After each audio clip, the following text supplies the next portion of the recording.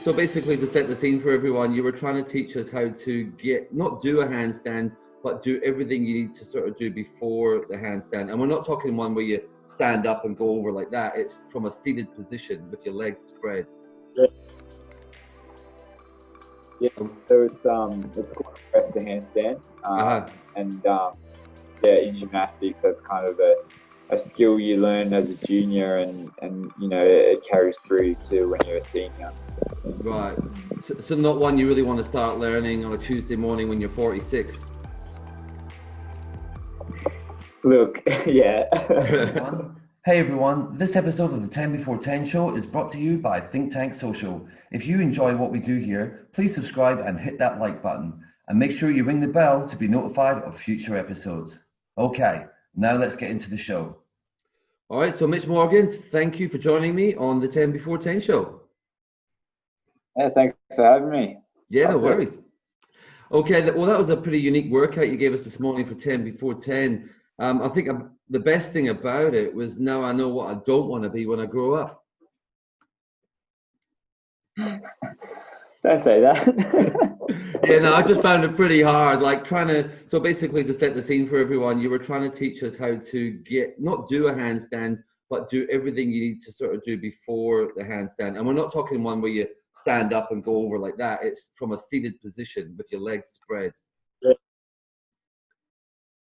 Yeah. So it's called a press to handstand. And in gymnastics, that's kind of a skill you learn as a junior, and it carries through to when you're a senior. Right. So not one you really want to start learning on a Tuesday morning when you're 46. Look, yeah. I had to challenge you guys. Look, I'm blaming it on the fact that the gyms have been closed for the last 3 months. Otherwise, I would have been straight up there, you know? Yeah, look, and yeah, I'm in a similar position. I'm glad I didn't have to demonstrate a full one, because I would have been struggling. Straight on your back. Now, from what I've read as well, you do some part-time work as a gymnastics coach, so I'm sure taking us through our paces this morning was nothing out of the ordinary for you. Not at all. I coach adults at my the club that I work at Garland Gymnastics here in Canberra. And yeah, that's awesome. I think I like coaching adults just because they're a bit more relatable. Obviously, the conversations with them are a little bit easier, and you can break down the skill a bit better for them. I found it fun. It was good. Yeah. You let the other coaches deal with the kids. Yeah, that's it. Yeah, I think kids. I don't know. I feel like kids get it a little bit more, so it's better. I find it better to kind of explain it, and it's a bit more of a challenge, obviously, with adults, because obviously they haven't done it before. Whereas kids, they just pick up things so quickly. So it's a bit more challenging with adults, which I like. Yeah, cool. Okay, so back to you. So what is it that motivates you most about being an elite gymnast? I think it's gymnastics there's a lot of thrill in gymnastics, flipping around a bar, letting go, catching back on. I love that thrill and the risk of, I guess, the element of risk in a routine. That's what I enjoy, and I guess that's what kind of pushes me to try new skills or try harder tricks and stuff like that. So yeah, I'd say that's what motivates me. Yeah. Have you ever given any thought to switching to a sport like diving or like freestyle aerial skiing? Because there is quite a movement, isn't there? Like a lot of gymnasts go in those directions. Yeah, absolutely. So I've had two mates that have kind of transferred their gymnastic skills and moved into diving. So I'm not that. I don't know. I don't think I'm that good in the air for diving. Plus, I feel like getting in and out of the water I wouldn't want to do that. At 6 a.m. in the morning, sort of thing. So, all that drying, it's just too much. And then as for aerial skiing, yeah, I mean, that's again another sport that people retire, they kind of head in that direction because, you know, having that aerial sense in the air is, you know, handy for that sport. But again, you know, I'm originally from Brisbane, and so the thought of being in the snow all the time is, doesn't excite me too much. And I think gymnastics is hard enough, so I'll just stick with that. It's funny. I think that was the understatement of the year, where you said that aerial awareness is handy in freestyle aerial skiing. It's like it's more than handy because the consequences aren't that great. Yeah, no, you're absolutely right. It's a bit more than handy, isn't it? It's probably life-saving. So yeah, and it's funny that all three sports involve just like if you get it wrong on any of the three, it's like, oh, this is a bad day.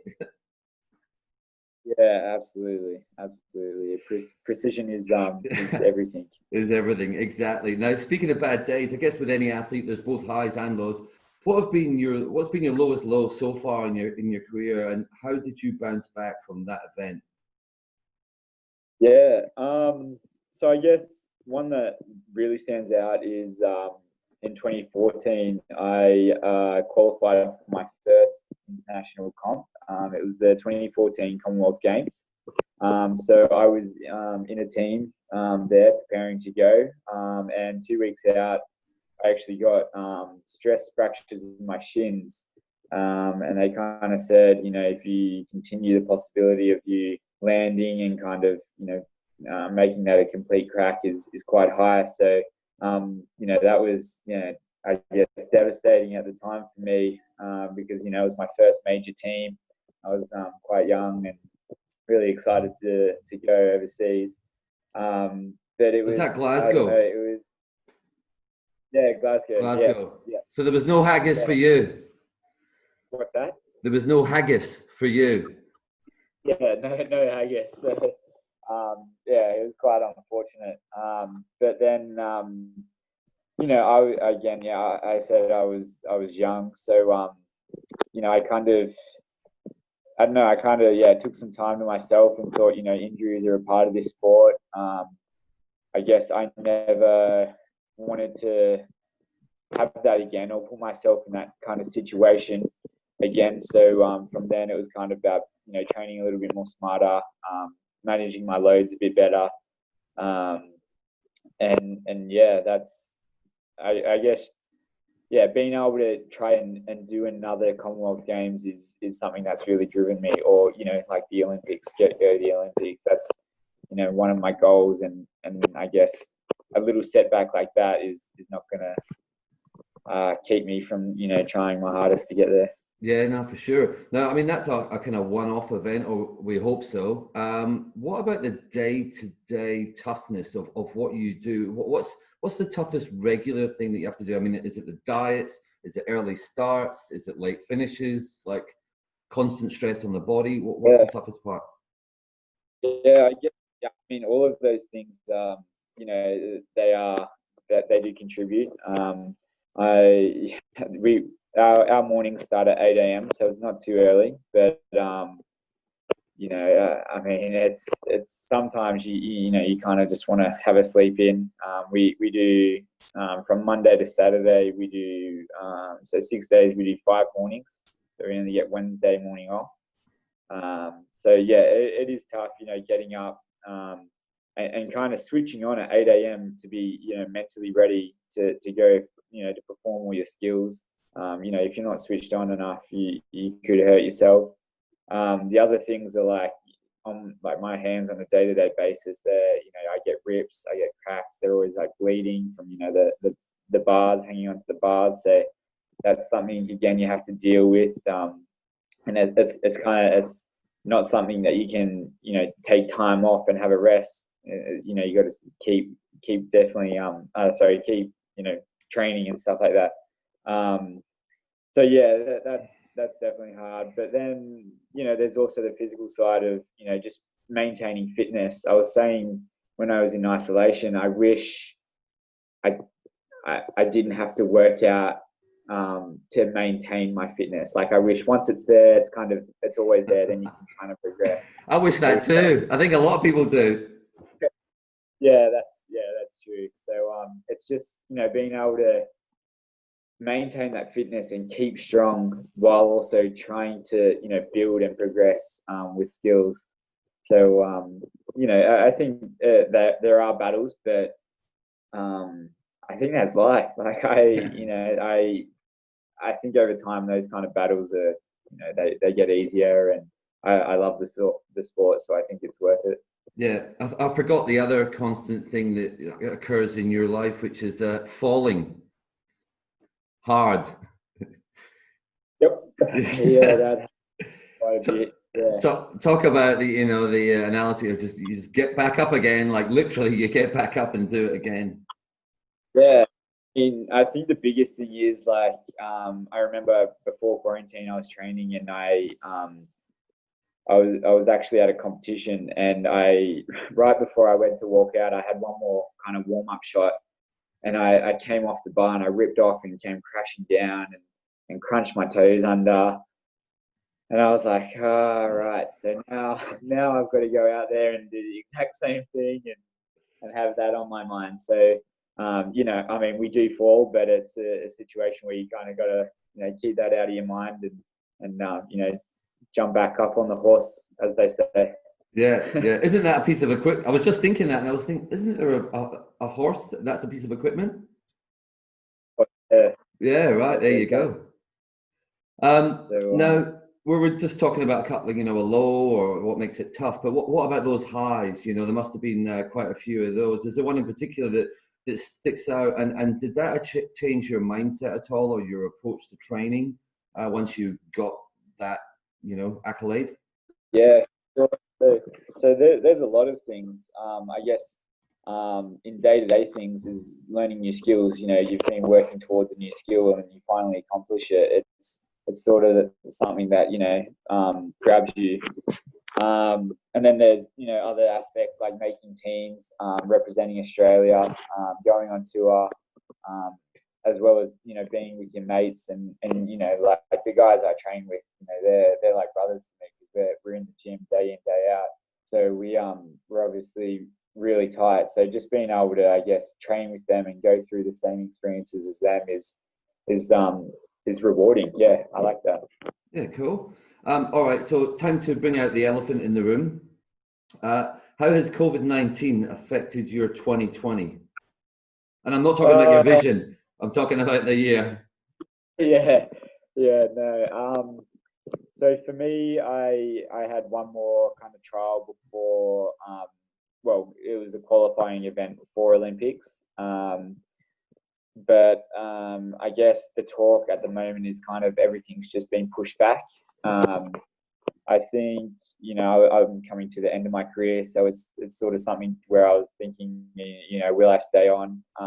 And I thought that I would stay on, sort of thing, but it kind of pushes everything back. So I guess we'll reassess next year. But to be honest, it's a positive. I had a lot of comps at the start of the year, so that sometimes it isn't the best, I guess, process leading into a major comp like qualifying for the Olympics. So COVID actually, we're back in the gym.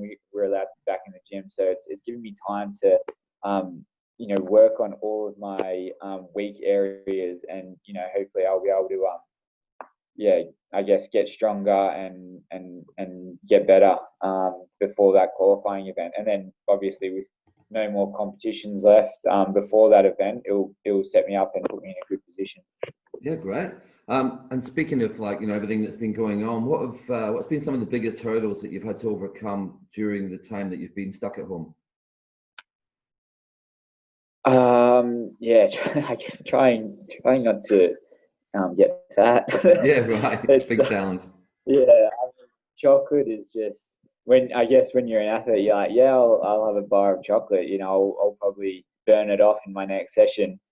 Whereas like it's I see that chocolate and I'm like, am I going to do another session? Having that motivation to kind of keep that fitness, and it was very hard because you yeah, I guess like I fell out of a routine, and it's hard. You don't really have a gym set up at your home, so it's more just kind of body weight stuff. So yeah, I mean, we're really lucky being at the AIS. We have like our trainer, our physio, our weights coach. They kind of send us programs, and I guess keep in touch to make sure we're doing as much as possible. But yeah, it's definitely hard keeping motivated to stay fit and healthy. Yeah. The trick is not having the chocolate in the house. That's what I find. Whenever it's around, I'm just like a monster, But yeah, I feel that, but you get withdrawals. And, yeah, yeah. gold. Hey, so at the moment we're obviously doing this on Zoom. Have you been using technology more often than normal? If so, what have you been using it for, and what have you been using since you've been at home? Yeah, so Zoom has been a big one. So I work, as I said, I work at a gym, and we're trying to put things online at the moment. So just filming some stuff and doing everything online, and obviously meetings via Zoom. Also, I think I've been using Zoom a lot to catch up with friends. Just it's a good way just to get a whole bunch of people and catch up with them. I know a couple of weeks ago, we had like a dance party via Zoom. So that was pretty cool. And then glow sticks and everything, and what's that? Glow sticks and mirror balls, or just lights sort of one? Yeah. So our first kind of one, we were trying to learn. Like a group of my friends were big Scrubs fans, and there's a couple of dances on there, so we were trying to learn that. But then getting out the disco ball and everything like that. Gold. Yeah, I've had a few catch-ups. I haven't had a dance party one yet. Maybe that could be this weekend's one. So yeah, definitely recommend it. Yeah. Now, has working from home or working out at home, has it turned out to be what you expected, or has there been some surprises along the way? No, definitely some surprises. I remember I was talking to my partner. I kind of said, once I finish gym, I want to make sure I keep working out, and I'll be really motivated. I don't think I'll lose my fitness, but I was very, very wrong. I think, just I mean, it was hard. Obviously, it might be a bit easier in the future because you can access gyms and everything. But it definitely was hard. Just I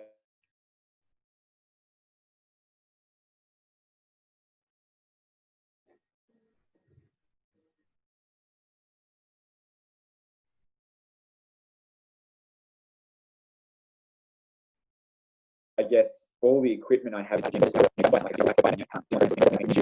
stuff like that. Sorry, Mitch, I kind of lost you there for about half a minute. Hello? You there? Are you there? Can you hear me? Yeah, no, I'm here. Yeah, I just lost you for about half a minute. The line's gone a bit crappy. Can you hear me now? Yeah, I can hear you now. Yeah. Yeah. All right. Do you want to just start that answer again? And I'll just make a note. Sure. I'll just my laptop, and it'll be a lot easier. Oh, is the laptop finished doing its thing now? Yeah, it's all right. Let me just, how do I exit?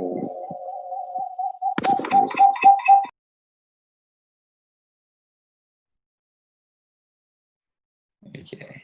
Can you hear me? Oh, that's way better. Oh, awesome. Yeah. Yeah. Pops ready to roll. Yay. Awesome. Okay.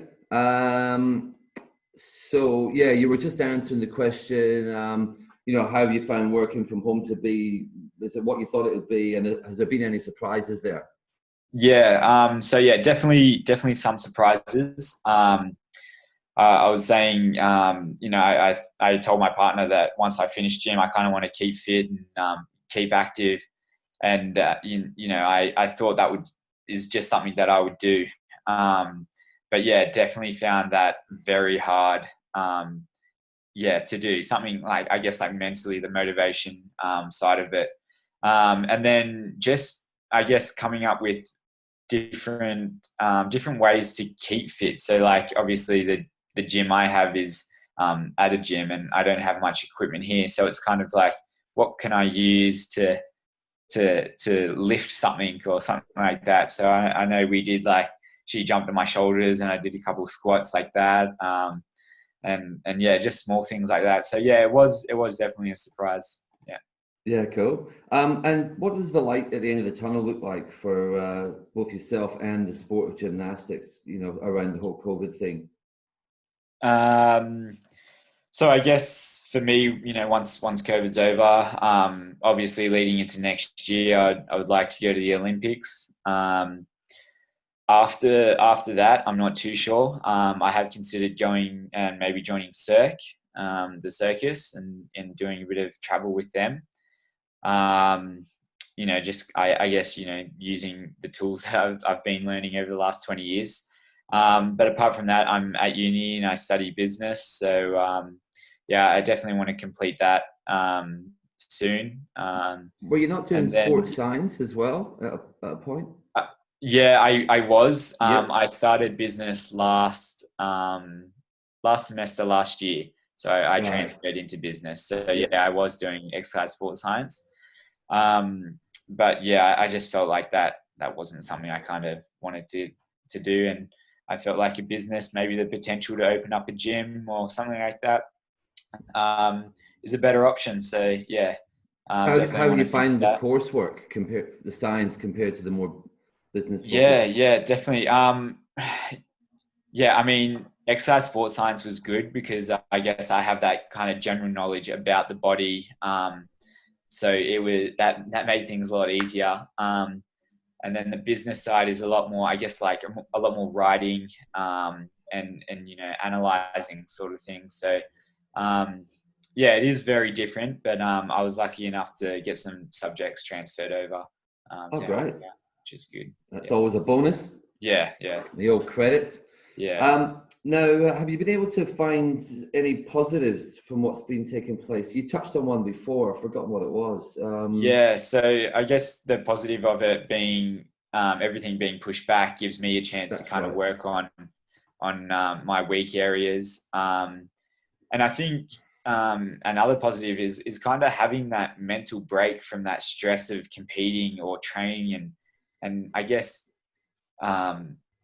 yeah, being disciplined. It's kind of been like, you know what, I might have a sleep in today. I can do whatever I want. So I guess, you know, just stepping away and really, I guess, yeah, just relaxing a little bit, because I know, you know, once, you know, now that we're back, it's all systems go, and, you know, I want to push for that spot on the Olympic team.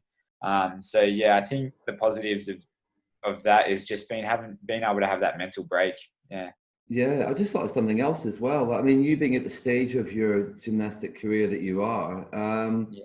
it also helped because, you know, so many athletes have a problem when the lights go out and the crowds leave, and and they're sitting on the couch by themselves going, "Where's all the applause?" You know, it's a big problem.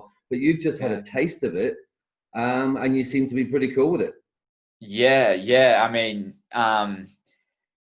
that it is hard because I definitely knew I was going back to sport. Yeah. So, but yeah, like it was something that I guess made me think, like, if this was the end, what am I gonna do? And I think, like, yeah, I've you know, come to the conclusion that, you know, I'm happy with where I'm at. If this was my last year, then, you know, I'd be happy with that. And like I said, I'd try maybe move into circus to kind of have that filter out of sport life. And can I just stop you there? Is there a particular circus that you would typically go for, or do you go straight for Cirque du Soleil, or how does it? Yeah, something like that. So I guess I would just apply to different companies. There's been some gymnasts that I'm close with that have done Cirque du Soleil before. So they have some good contacts there. And I guess I would kind of go into the part where it's like working with the high bar, because that's obviously my favorite event. So, you know, I guess like I'm better suited to that. So I would work with that. And yeah, and then I don't know, maybe if I can crack a couple jokes, I'll be a clown. Yeah, give it a crack. Yeah. Now, lastly, I believe your partner, it's Rachel Talent, yeah? Yep.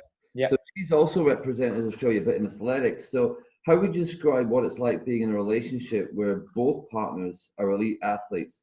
Or might that get you into trouble if you answer that wrong? From Rachel. Yeah. I'll tread lightly. Yeah. No, it's actually been good. So it's good in the sense that we both understand what it takes, sort of thing. So it's kind of like, we have some friends that are like, come out with us, and we're kind of both like, we've got some major competitions coming up. We need to kind of stay in and stay focused. So it's good in that way. Obviously, being able to like eating, we can kind of share similar foods and everything like that. And we've tried to match up our training schedule so, we do eat the right foods at a certain time. There's also, there's always debates on what's the better sport, or, I definitely think I can do her sport, and she thinks she can do mine. So, Well, I think, well, for the benefit of the audience, she's a walker. Is that the word? Yeah. So she's a race walker. So she Yeah. walked 20 kilometers, which is a long way. Like it's definitely a long way. So still, my point there was going to be, if you get her sport wrong, like if you get the technique wrong, that's not so bad. If she gets your one wrong, she's in a world of pain. Yeah, definitely. But I guess on the flip side, walking for an hour and a half that's painful. Like, that's, on the heart, like gymnasts are not aerobically fit. So, that would be tough. Yeah, cool. All right. Well, just want to say thanks very much for joining me. It's been great. It's good to have a bit of a laugh on these things as well. So, all the best. But yeah, thanks for joining me on the 10 Before 10 show, Mitch. No, awesome. Thanks very much. And I really appreciate it. Love your team and love your work. It's awesome. No worries. Okay. All the best. Thank you. Take it easy. Cheers.